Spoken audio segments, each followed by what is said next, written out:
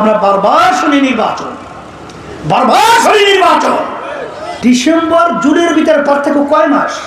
যারা নাকি তাড়াহুড়ো করছে এদের ইতিহাস বাংলাদেশের মানুষ জানে। তাদের কার্যক্রম এখন সবাই কিন্তু আমাদের কাছে পরিষ্কার।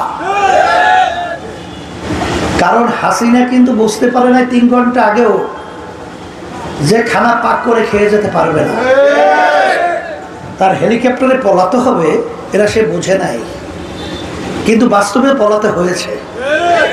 তা যারা নাকি আজকে হাজার হাজার মায়ের কোল খালি হয়েছে, যারা করেছে তাদের বিচারের ব্যাপারে তাদের কোনো শব্দ আমরা শুনছি না, তাদের বিচারের ব্যাপারে তাদের কোনো আওয়াজ বক্তব্য আমরা শুনি না।